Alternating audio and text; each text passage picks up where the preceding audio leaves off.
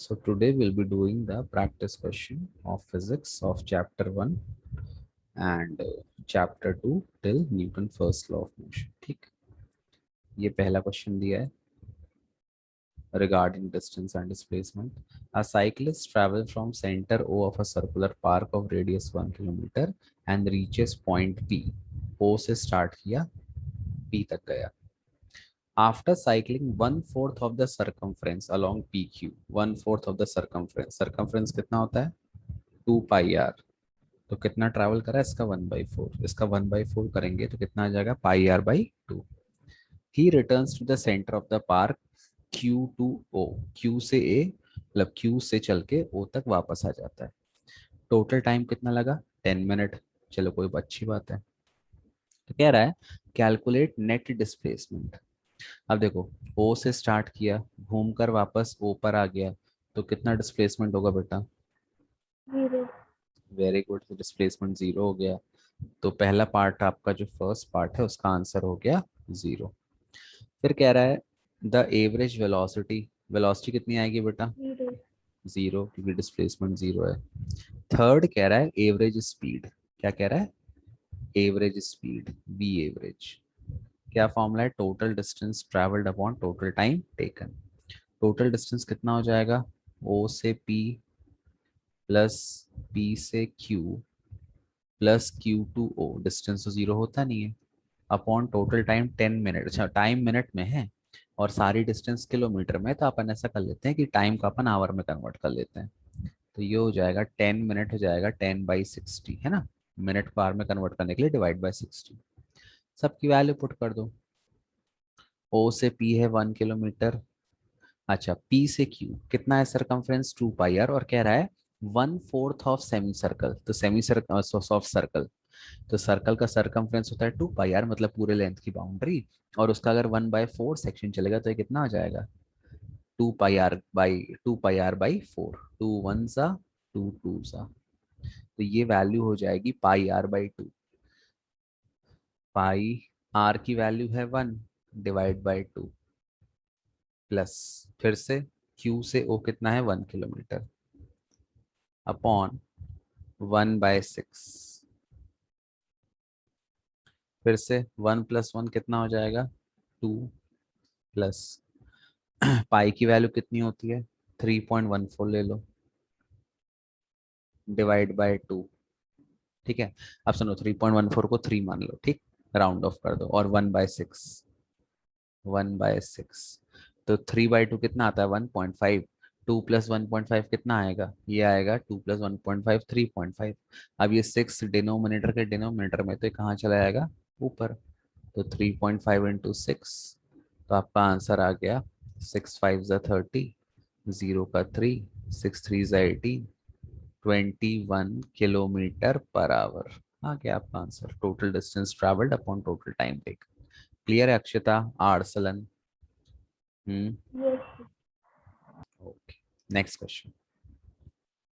A bus moving with a velocity of 60 kilometer per hour is brought to rest in 20 seconds by applying brake. अब सुनो, मैं इसको थोड़ा सा बता देता हूँ, बाकी आपको खुद करना अक्षता. ठीक है. बस इज ऑलरेडी मूविंग, तो u कितना हो गया?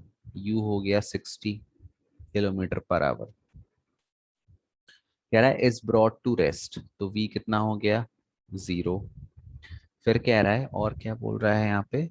In time 20 second. टाइम कितना दे दिया 20 सेकेंड. और निकालना क्या है? एक्सेलरेशन. क्या फॉर्मूला है एक्सेलरेशन का?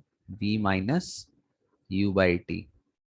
v आपको दिया है 0, u आपको दिया है किलोमीटर पर आवर में. किलोमीटर पर आवर को किस में कन्वर्ट करेंगे? मीटर पर सेकंड में. कैसे कन्वर्ट करेंगे? Multiply by. 5/80. तो ये कन्वर्ट कर लेना, यहाँ पे वैल्यूज पुट कर देना, आपका आंसर आ जाएगा. कर लोगे खुद से? हम्म शिता, कर लोगे? तो मेरा हम्म -0.83 बार आ रहा है. हाँ, ऐसे ही कुछ आएगा, माइनस में समथिंग आएगा, कोई दिक्कत नहीं ना, वहाँ पे ऑप्शन दिए रहेंगे, आपसे बन जाएगा. नेक्स्ट क्वेश्चन, बस मैं बता दे रहा हूँ कैसे करना है. आप बुलेट मूविंग. अब देखो बुलेट फिर से ऑलरेडी मूव कर रही है, तो u आपका हो गया 10. Hits a wooden plank, the bullet is stopped, bullet stop हो गई तो v कितना हो गया 0।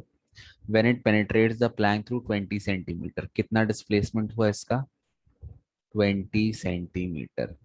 अब सेंटीमीटर में तो किस में कन्वर्ट कर लेंगे, मीटर में, 100 से डिवाइड कर देंगे तो हो जाएगा 20/100, दैट इज, ये आपको डिस्प्लेसमेंट मिल गया 0.2 मीटर। अब क्वेश्चन में निकालना क्या है, कैलकुलेट रिटार्ड, सॉरी यहाँ दिया next part, calculate retardation of the bullet. तो अब देखो यहाँ पे u दिया है, v दिया है, s दिया है, a निकालना है, कौन सी इक्वेशन लगाओगे, तो 2as is equal to b हाँ square. Third equation, v square minus u square is equal to 2s, values put कर देना, सॉल्व कर देना, आपका आंसर आ जाएगा। ठीक है, बन जाएगा बेटा। Yes, sir.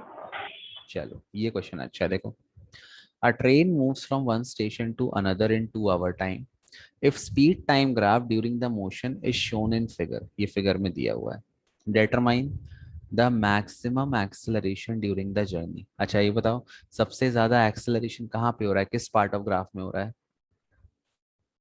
C, B2C. b to c. हाँ B2C में हो रहा है, चलो गुड आर्यन, B2C में सबसे ज्यादा एक्सेलरेशन हो रहा है। अब यहाँ पे लेकिन इसकी वैल्यू निकालनी है, क्या फॉर्मूला एक्सेलरेशन का, v minus u by T.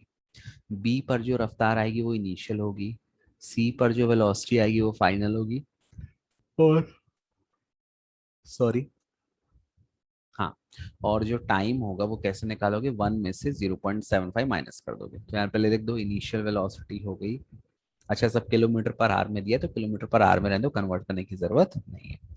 Initial velocity हो गई 20, फाइनल वेलोसिटी हो गई 50,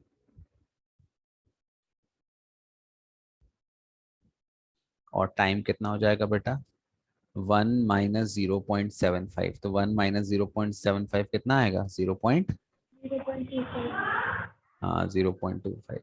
अब लगा तो formula a is equal to v minus u by t, बस 120 चीज, किलोमीटर. हाँ आपका जो भी आंसर आएगा उसकी यूनिट क्या आएगी, एक्सेलरेशन की यूनिट होती है मीटर पर सेकंड स्क्वायर, अब आपका आंसर आएगा किलोमीटर पर आवर स्क्वायर, बस ये चीज है। कितना आंसर आ रहा है अक्षता, तो 120.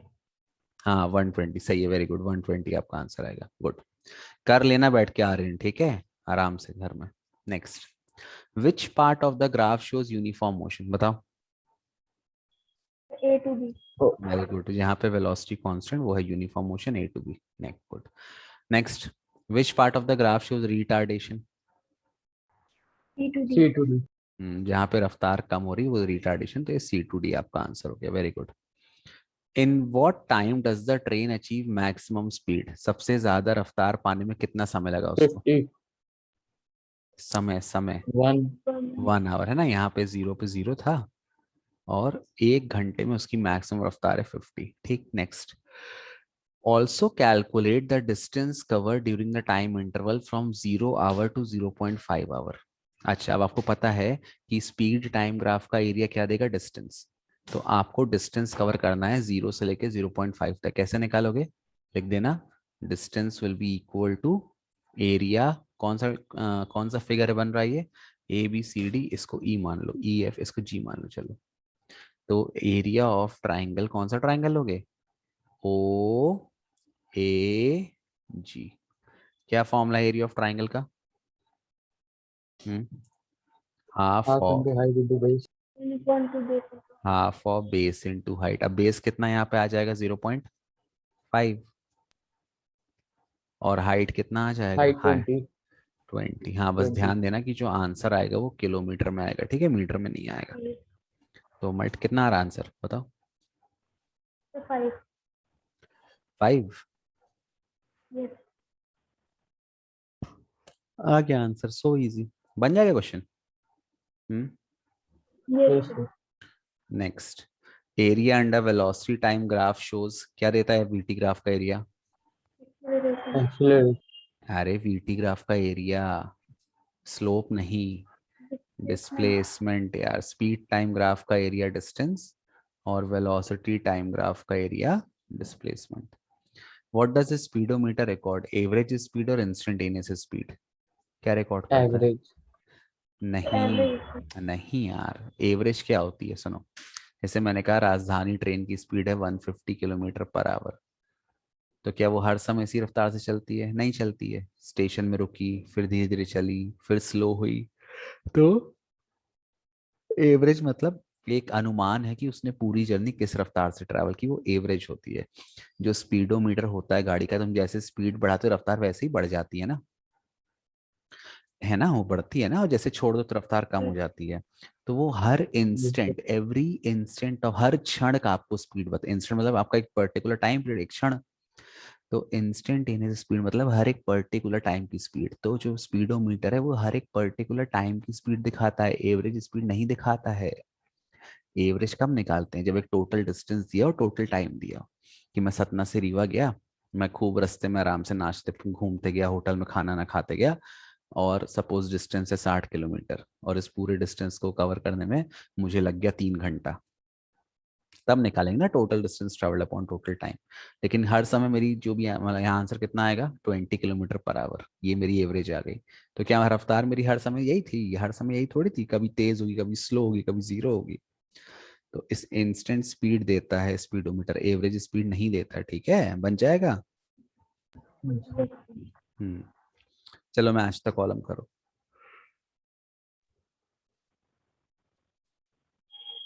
तो ए का एस। ए का, हाँ, यूनिफॉर्म स्पीड मतलब स्पीड कांस्टेंट है। अगर स्पीड कांस्टेंट है इसका मतलब बॉडी विल कवर इक्वल, नहीं नहीं, एफ नहीं होगा बेटा, यूनिफॉर्म मतलब constant speed, it will travel equal distance in equal time. Uniform motion में क्या होता है, स्पीड कांस्टेंट होता है, body covers equal distance in equal interval of time. Next, constant speed, अगर स्पीड कांस्टेंट है, ये यार ये दोनों वैसे सेम ही है, सुन लो। अगर स्पीड कांस्टेंट है तो एक्सेलरेशन क्या हो जाएगा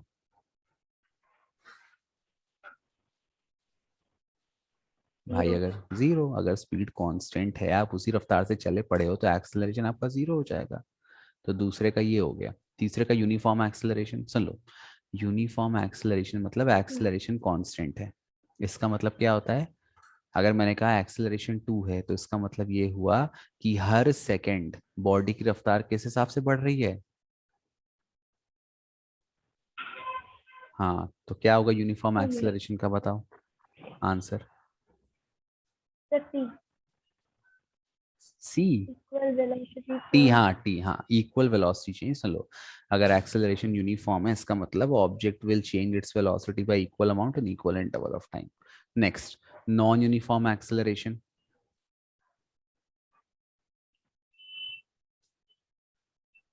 अनइक्वल वेलोसिटी इन, मतलब चेंज आना चाहिए, unequal velocity change in equal interval of time. ठीक है, तो ये नॉन यूनिफॉर्म का हो गया। लास्ट है non uniform speed, speed constant नहीं है। अगर स्पीड कांस्टेंट नहीं तो नॉन यूनिफॉर्म मोशन है। और नॉन यूनिफॉर्म मोशन में क्या होता है, object covers unequal distance in equal interval of time. Clear है? हम्म। हाँ, थोड़ा ट्रिकी था बट अच्छा था। Next, which of the following are vector quantity?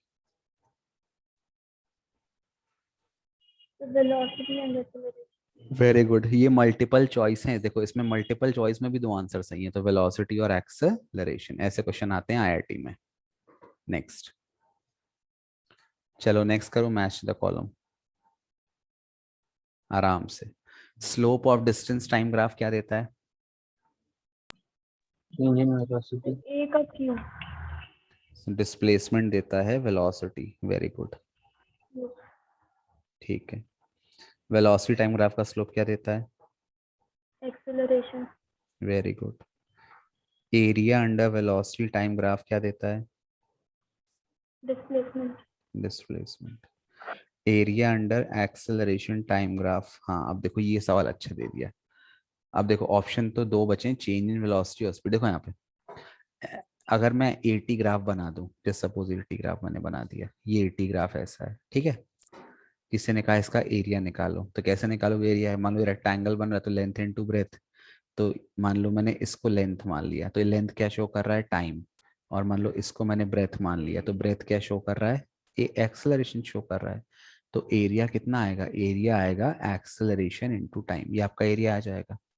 अब आप ये देखो एक्सेलरेशन का फॉर्मूला क्या होता है, v minus u by T. तो एरिया इनटू टाइम अगर मैं मल्टीप्लाई कर दूं तो ये मुझे एरिया मिल जाएगा एटी ग्राफ का, और ये किसके बराबर है, v minus you. v minus you क्या दिखा रहा है, चेंज इन वेलोसिटी। हाँ, तो एरिया अंडर एक्सेलरेशन टाइम देता है चेंज इन वेलोसिटी। थोड़ा अच्छा सवाल था ये, घुमा फिरा के, इट इज अ गुड। तो इसका कोई ऑप्शन नहीं है, मतलब ये है ही नहीं, वैसे फालतू पप्पू बनाने के लिए दिया है। Next, under what condition the average velocity of a body is equal to instantaneous velocity? सोच के बताओ। इंस्टेंटेनियस मतलब हर इंस्टेंट की रफ्तार, और एवरेज मतलब पूरी जर्नी वो किस रफ्तार से, एक अनुमानित किस रफ्तार से कर रहा है। कब होगा ऐसा बताओ। यूनिफॉर्म। वेरी गुड, हाँ, यूनिफॉर्म। Uniform motion. भाई सिंपल सी बात है, समझना। इंस्टेंटेनियस मतलब हर इंस्टेंट की रफ्तार, है ना। तो इंस्टेंटेनियस वेलोसिटी हर समय एवरेज को तभी बराबर होगी अगर ऑब्जेक्ट एक ही रफ्तार से मूव करता रहे। मान लो मेरी स्पीड है 40 किलोमीटर पर आवर, और मैं थ्रू आउट इसी रफ्तार से मूव करता रहा, तो मेरी इंस्टेंटेनियस स्पीड या वेलोसिटी हमेशा 40 आएगी, और मेरी एवरेज भी 40 आएगी। तो इसका आंसर हो गया uniform motion. Under what condition will the distance and displacement of a moving object have the same magnitude? कब बराबर होते हैं डिस्टेंस डिस्प्लेसमेंट? Linear motion. हाँ, when the object performs linear motion, और कंडीशन एक और क्या है, डायरेक्शन चेंज नहीं होना चाहिए इन वन पर्टिकुलर डायरेक्शन। ठीक है, बन जाएगा। If a car is travelling eastward can its acceleration be westward? Yes और नो, पहले यस और नो बताओ। अगर कोई गाड़ी ईस्ट जा रही है, इस तरफ मान लो ईस्ट है, नहीं इस तरफ ईस्ट है, सॉरी, ये ईस्ट है ये वेस्ट है, कुछ भी मान लो, कोई फर्क नहीं पड़ता, तो क्या उसका एक्सेलरेशन वेस्ट में हो सकता है, हाँ या ना? No sir. नो। हाँ, आर्यन ने नो कहा सर। No, Akshita no. नहीं। अच्छा चलो मैं बताता हूँ, सुनो। अब ये ईस्ट वेस्ट छोड़ दो, मान लो मैंने इस पत्थर को ऊपर फेंका, एक पत्थर को मैंने ऊपर फेंका, या फिर मेरे को देख लो, लुक एट मी, अरे यार सॉरी, लुक एट मी। जैसे ये है, ठीक है, ये पेन है, मैंने इस पेन को ऊपर फेंका, रॉकेट है सपोज, ये पेन ऊपर जा रहा है, तो ये तो ऊपर चला गया, लेकिन इसको नीचे कौन खींच रहा है, धरती इसको नीचे खींच रही है ग्रेविटी से। तो धरती का एक्सेलरेशन इस पर कहाँ लग रहा है, नीचे लग रहा है, लेकिन ये जा कहाँ रहा है, ऊपर जा रहा है। तो वही चीज कार में भी है। मान लो कार एक कांस्टेंट स्पीड से मूव कर रही है ईस्ट में, फिर आपने ब्रेक मार दिया, ब्रेक मारोगे मतलब वो रिटार्डेशन है, बट है तो एक्सेलरेशन। तो अगर आपने ब्रेक मार दिया, तो जो फ्रिक्शनल फोर्स है वो कहाँ लगेगा, ईस्ट में लगेगा कि वेस्ट में लगेगा? अगर आपने ब्रेक मार दिया वेस्ट में लगेगा, तो सही है, हाँ हो सकता है। आपको बस एक ऐसी कंडीशन बतानी है, तो आपको सारी इस क्वेश्चन में आपको सारी पॉसिबल कंडीशन सोचनी कि ऐसा हो सकता है कि नहीं हो सकता है। तो वही चीज है कि ये कार ऐसे जा रही है और आपने ब्रेक मार दिया, तो कार तो इधर ही जाएगी, लेकिन जो रिटार्डिंग फोर्स है उसको पीछे की तरफ खींचेगा, या एक्सेलरेशन जस्ट अपोजिट होगा उसके डायरेक्शन को। क्लियर है ये चीज? यस। तो हो सकता है। और एग्जाम्पल क्या, स्टोन वाला, पत्थर मैंने ऊपर फेंका, पत्थर तो ऊपर जा रहा है, लेकिन एक्सेलरेशन कहाँ लगता है, नीचे। इसीलिए जब हाईएस्ट पॉइंट पे पत्थर पहुंच जाता है उसकी रफ्तार क्या हो जाती है, जीरो, और फिर वो वापस से नीचे गिरने लगता है। ठीक है, चलो नेक्स्ट। तो यस इट इज पॉसिबल। और अगर एग्जाम्पल सपोज आए तो लिख देना when the driver applies brakes. Next, a ball is thrown straight up, what is velocity at top? ऊपर फेंका बॉल को, हाँ, हाईएस्ट पॉइंट पे वेलोसिटी क्या हो जाएगी, तभी तो नीचे आएगा, नहीं तो कहीं नीचे आएगा, फिर तो ऊपर ही जाता जाएगा, धरती को छोड़ के चला जाएगा चांद पे। Draw velocity time graph for uniformly accelerated motion, VT graph बनाना है। सुन लो क्या दिया है, uniformly accelerated motion. Uniformly accelerated motion में एक्सेलरेशन क्या होता है, कांस्टेंट। अगर एक्सेलरेशन कांस्टेंट है इसका मतलब velocity changes by equal amount in equal interval of time. और मैंने आपको बताया था अगर कोई भी चीज इक्वल अमाउंट से चेंज होगी तो उसका ग्राफ कैसा मिलेगा? Straight line straight line incline to incline to the time axis. ठीक, नेक्स्ट है। अच्छा, अब मान लो कोई कहता कि इसका एक्सेलरेशन टाइम ग्राफ बनाओ, तो एक्सेलरेशन टाइम ग्राफ कैसा बनता? Straight line, straight line parallel to time axis. सही कहा, straight line parallel to time axis. क्यों? क्योंकि एक्सेलरेशन कांस्टेंट है। अब बोल दिया कि ड्रॉ पोजीशन टाइम ग्राफ। ये देखो, draw position time graph for uniformly accelerated motion. अब सुनो, यहाँ पे वेलोसिटी चेंज हो रही है या वेलोसिटी इंक्रीज हो रही है by equal amount in equal interval of time. तो जब भी वेलोसिटी इंक्रीज या चेंज हो रही है मतलब मोशन आपका नॉन यूनिफॉर्म है। और नॉन यूनिफॉर्म के लिए पोजीशन मतलब वही डिस्टेंस टाइम या डिस्प्लेसमेंट टाइम। तो नॉन यूनिफॉर्म मोशन के लिए डिस्टेंस टाइम कैसा मिलता है? कर्व मिलता है। अगर रफ्तार बढ़ रही है तो ये ऊपर वाला कर्व, और अगर रफ्तार घट रही है तो ये ऐसा वाला कर्व। अब यहाँ तो बढ़ रही है, खैर अपन ने ये मान लिया, तो ये ऊपर वाला कर्व आ जाएगा। क्लियर है बेटा? हम्म, जी। अब आगे बढ़ते हैं। if racing a racing car has a uniform acceleration of 4 meter per second square, how much distance will it cover in 10 second after start? बनेगा करते। रेसिंग कार है, उसका एक्सेलरेशन दिया है, कह रहा है कितना डिस्टेंस कवर करेगा 10 सेकेंड आफ्टर स्टार्ट। सुन लो, सबसे पहले गिवन लिख लो, ए कितना दिया है? 4। ठीक, what distance will it cover in 10 second? Time कितना दे दिया? 10 सेकेंड। आफ्टर स्टार्ट मतलब इनिशियली रेस्ट पे थी, तो यू कितना हो गया? 0। आपको निकालना क्या है? एस। कौन सी इक्वेशन लगाओगे? S is equal to u t plus half a t square. जहां भी एक्सेलरेशन होगा वहां पे आपको इक्वेशन ऑफ मोशन यूज करना है। बन जाएगा करते। यू दिया है, टी दिया है, ए दिया, वैल्यू पुट कर देना, आपका आंसर आ जाएगा। देखो ये क्वेश्चन एनसीईआरटी वाला है। Abdul while driving to school computes his average speed to be इतना, what is average speed for Abdul? बनेगा ये वाला सवाल। इसमें कौन सा फॉर्मूला पुट करोगे बेटा? इसमें पुट करोगे, सपोज ये जाने की रफ्तार v1 हो गई और लौटने की रफ्तार कितनी हो गई? v2। हाँ, वेरी गुड अक्षिता। तो इसमें अपन यूज करेंगे formula v average is 2 v1 v2 upon v1 plus v2।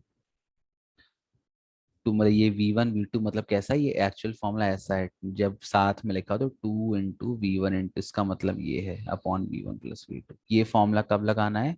जब ऑब्जेक्ट दोनों साइड इक्वल डिस्टेंस ट्रेवल करे अलग अलग रफ्तार से। ठीक, तो ये एवरेज स्पीड आ गई। और मान लो एवरेज वेलोसिटी पूछता तो कितना आंसर आता?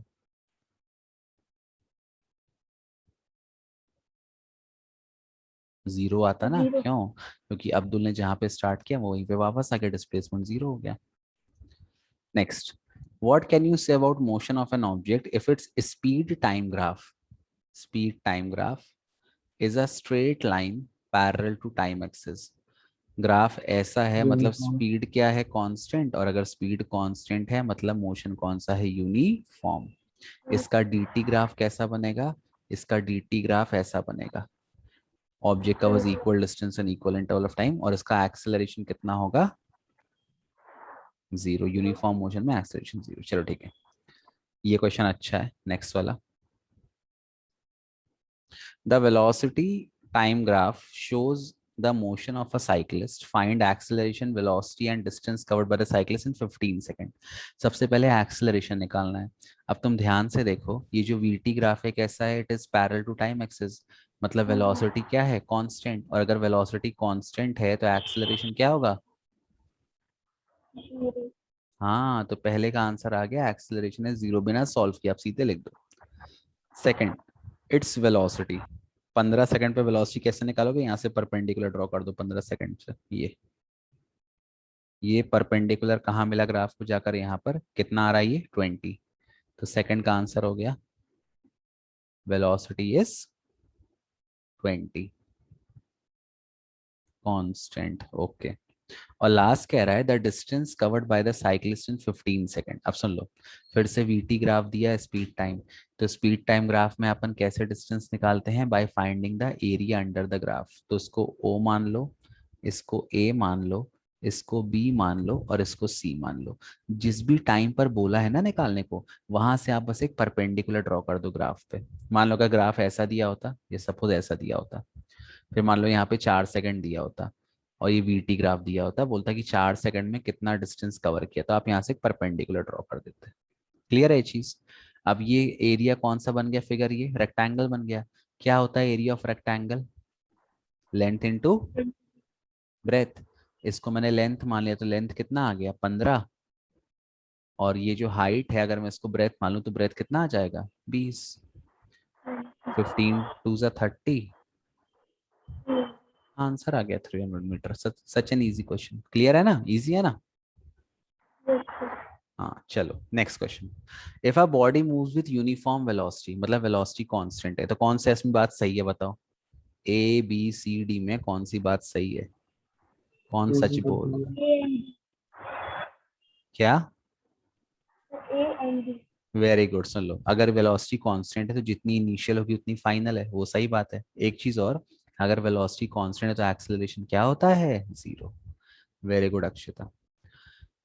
विच of the following has more inertia? अच्छा, इनर्शिया किस पे डिपेंड करता है? मास पे। बताओ किसका पहला? Rubber ball, stone, stone cycle, train, train. train 5 rupee coin, 1 rupee coin. 5 5 rupees. Why some of the leaf may get detached from a tree if we vigorously shake its branch? बस reason बताओ क्यों हो जाएगा? कौन सा inertia लग रहा है यहाँ इनर्शिया पे? Of rest. हाँ, इसमें आंसर है इनर्शिया ऑफ रेस्ट। मैंने पढ़ाया ना इनर्शिया ऑफ रेस्ट, मोशन और डायरेक्शन। हाँ, इनर्शिया ऑफ रेस्ट देख लेना, अगर नहीं पढ़े हो तो वीडियो देख लेना। Next, why do we fall in forward direction when a moving bus brakes to stop? पहले बस इसका आंसर बताओ इतने का। Inertia of motion. हाँ, due to inertia of motion.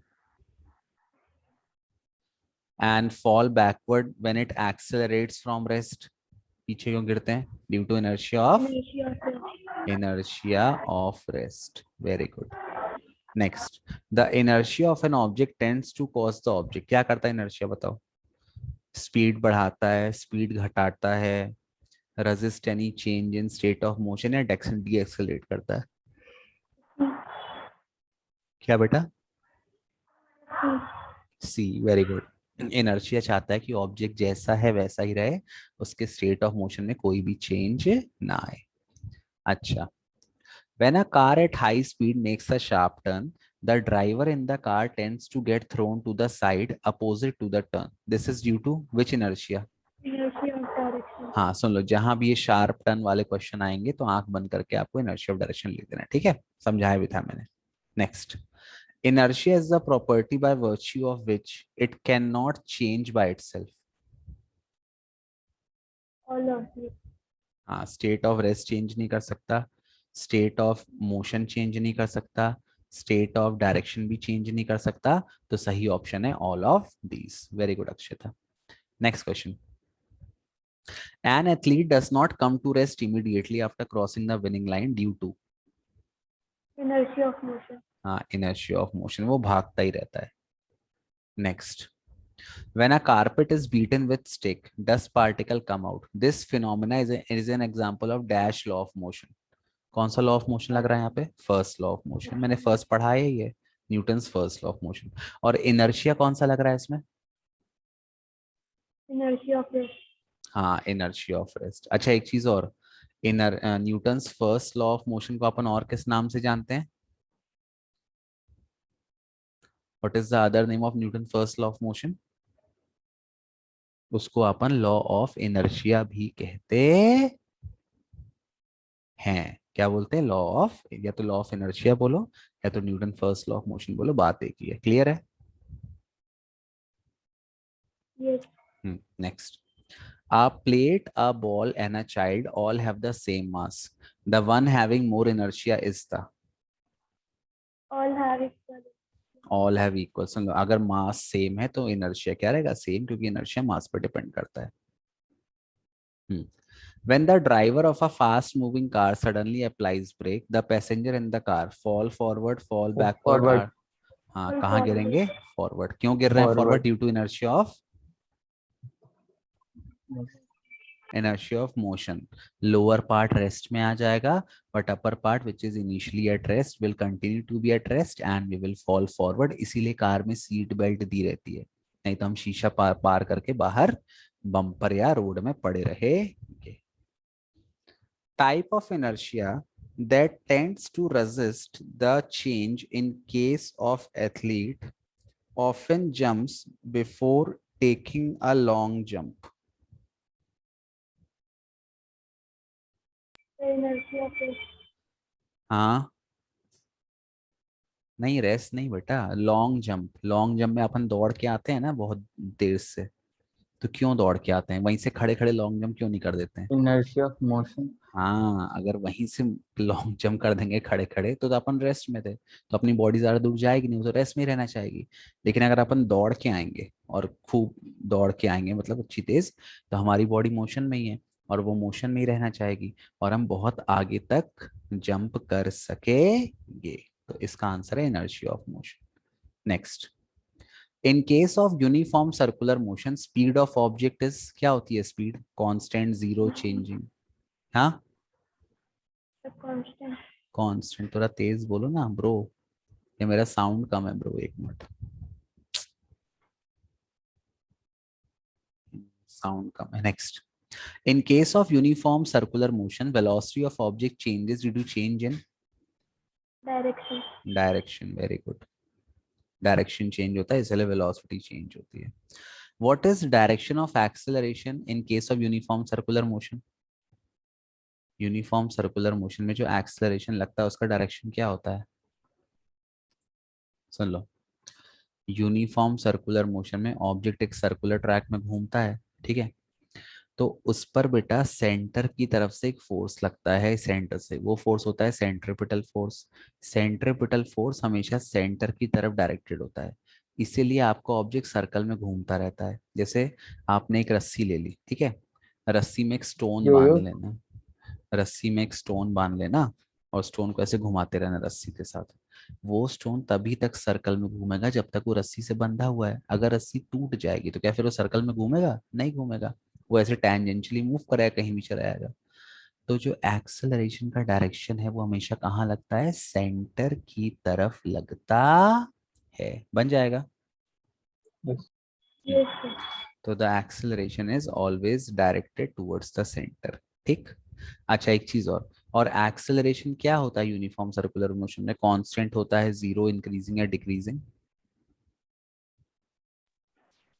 Constant. हाँ कांस्टेंट होता है, ठीक है. और वेलोसिटी चेंज होती है due to change in direction. बन जाएंगे इतने सवाल.